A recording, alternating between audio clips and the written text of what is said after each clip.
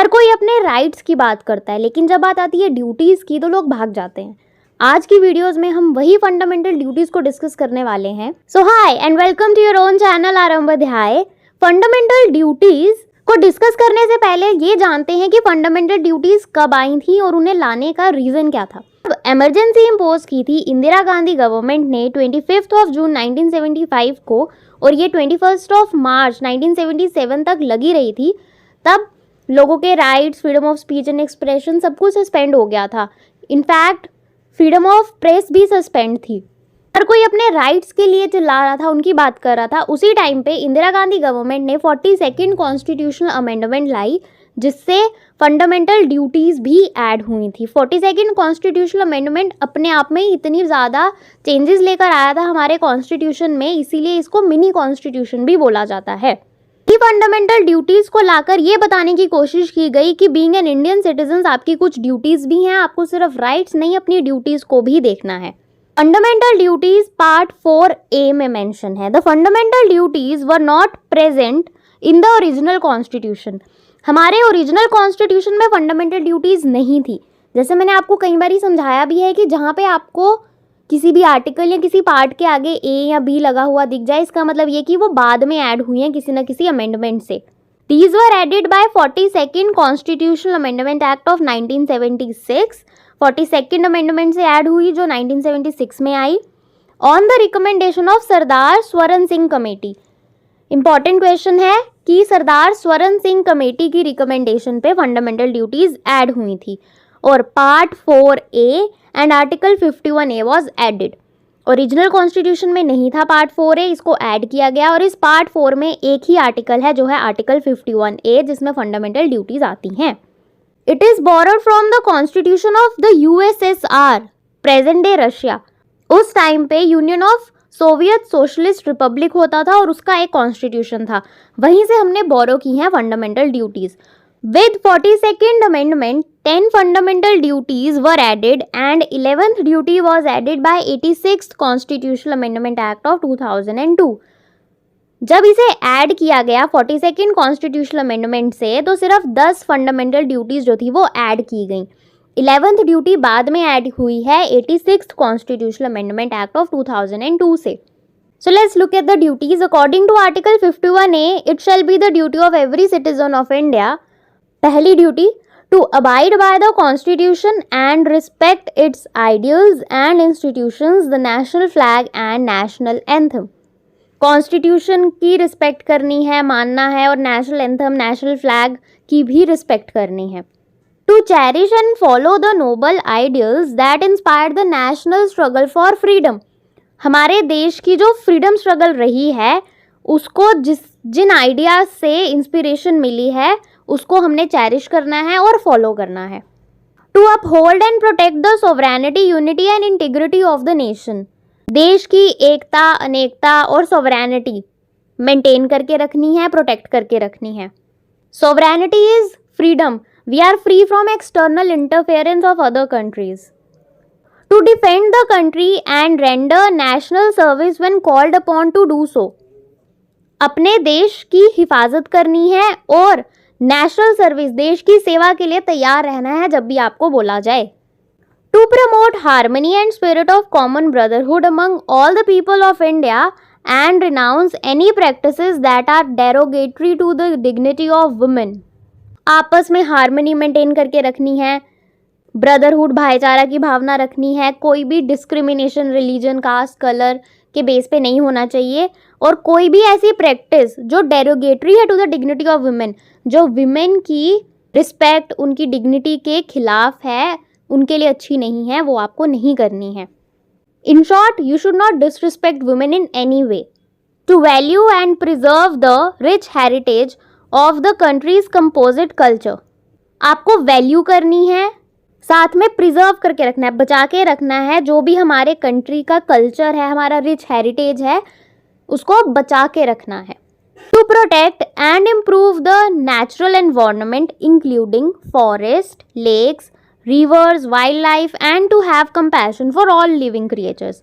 Protect करना है, बचाना है, इम्प्रूव करना है क्या? नेचुरल एनवायरनमेंट, जो हमारा वातावरण है, उसमें फॉरेस्ट, जंगल, नदी, तालाब, झीलें, वाइल्ड लाइफ, जितने भी एनिमल्स आ जाते हैं, और सब लिविंग क्रिएचर्स उसमें, human beings, animals, birds, every living creature उसमें आ जाता है। उनके लिए कंपैशन, प्यार भाव होना चाहिए। To develop scientific temper, humanism and spirit of inquiry and reform.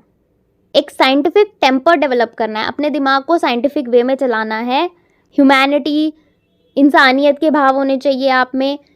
Inquiry and reform, ये कैसे हुआ है, ये इसको हम कैसे इम्प्रूव कर सकते हैं, ये आप में स्पिरिट होना चाहिए। Don't just follow the rules blindly, know the reason behind it. To safeguard all public property and to absorb violence. Public property को सेफ गार्ड करके रखना है, उसको प्रोटेक्ट करके रखना है और वायलेंस नहीं करनी है। To strive towards excellence in all spheres of individual and collective activity so that the nation continuously rises to higher level of endeavour and achievements. हर एक स्फेयर में, चाहे आप इंडिविजुअली अकेले कोई काम कर रहे हो या कलेक्टिवली लोगों के साथ मिलके कोई काम कर रहे हो, उसमें एक्सीलेंस अचीव करनी है आपको, ताकि जो हमारा देश है वो higher level of achievements gain कर पाए। जैसे चंद्रयान 3 है रीसेंट एग्जाम्पल, या गेम्स में भी हम देखते हैं नीरज चोपड़ा हमारे देश का नाम ऊंचा उठा रहे हैं, अचीवमेंट्स ला रहे हैं। वो इंडिविजुअली कर रहे हैं, अगर कलेक्टिवली भी देखा जाए तो चंद्रयान 3 पूरी इसरो की टीम ने काम किया है ताकि हमारा देश जो है हायर लेवल ऑफ अचीवमेंट्स पे पहुंच पाए। यहाँ तक थी 10 फंडामेंटल ड्यूटीज़। जो 11th ड्यूटी है ऐड हुई थी by 86 constitutional amendment act of 2002, वो है to provide opportunities for education to children और wards between 6 to 4 years of age. Opportunity provide करनी है बच्चों को, किस चीज़ की, एजुकेशन गेन करने की, between 6 to 14 years of age. अब ये अपॉर्चुनिटी प्रोवाइड कौन करेगा? पेरेंट्स करेंगे, उनके गार्डियंस करेंगे, ये उनकी ड्यूटी है।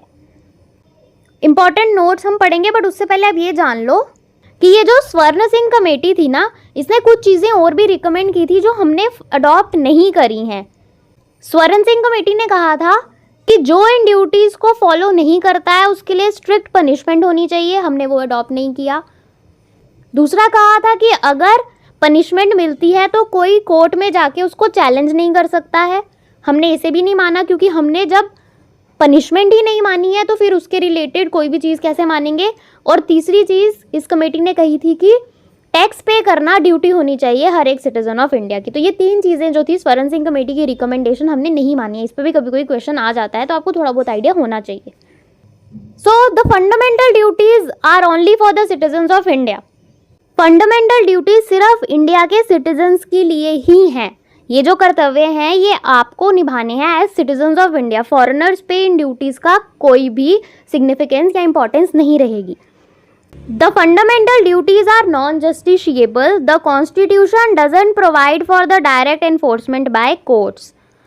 Moreover, there is no legal sanction against their violation. However, the Parliament is free to enforce them by suitable legislation. So, fundamental duties non-justiciable हैं, मतलब इनकी एनफोर्समेंट के लिए कोर्ट नहीं जाया जा सकता है, और अगर ये वायलेट हो भी गए हैं तो कोई भी लीगल एक्शन नहीं लिया जाएगा। लेकिन however the parliament is free to enforce them by suitable legislature. लेकिन पार्लियामेंट लेजिस्लेचर ला सकती है, कानून लाकर इनको एनफोर्स करा सकती है। इसकी एग्जांपल्स मैं बताती हूँ आपको। जैसे कि पहली ड्यूटी थी कॉन्स्टिट्यूशन की रिस्पेक्ट करनी है, नेशनल फ्लैग और नेशनल एंथम की रिस्पेक्ट करनी है। अब बीइंग फंडामेंटल ड्यूटी ये इन्फोर्सेबल तो है नहीं, लेकिन हमारी पार्लियामेंट ने एक लॉ लाया था, the prevention of insults to national honour act 1971, जो बाद में अमेंड भी हुआ था 2005 में। इस लॉ के अकॉर्डिंग अगर नेशनल फ्लैग और कॉन्स्टिट्यूशन की इंसल्ट की जाती है तो वो एक पनिशेबल ऑफेंस है।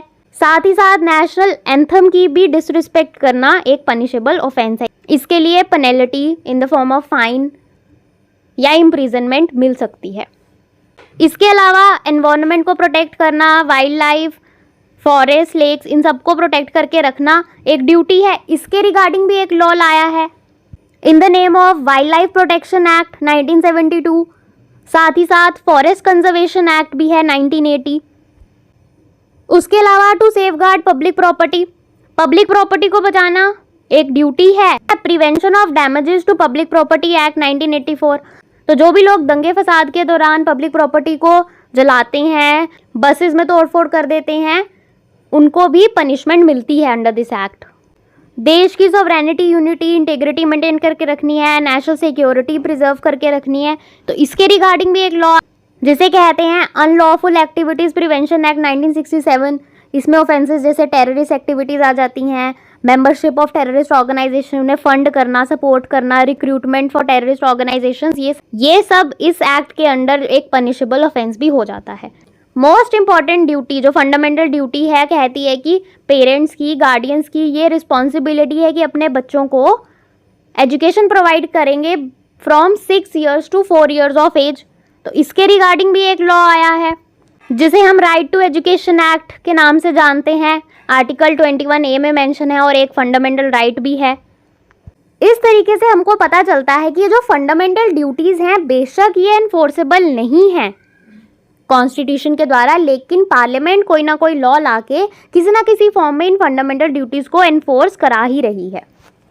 सो आई होप आपको ये समझ आया है लेक्चर। अगर आपको अच्छा लगा है तो प्लीज़ लाइक कर दो, इसे शेयर कर दो अपने फ्रेंड्स के साथ और सब्सक्राइब कर दो ताकि फ्यूचर में भी आपको ऐसी वीडियोस मिलती रहें। नवरात्रे स्टार्ट हो रहे हैं आज से, so may goddess bless you with all the prosperity, growth, good health, strength and achievements. Thank you so much for watching. Bye. Take care.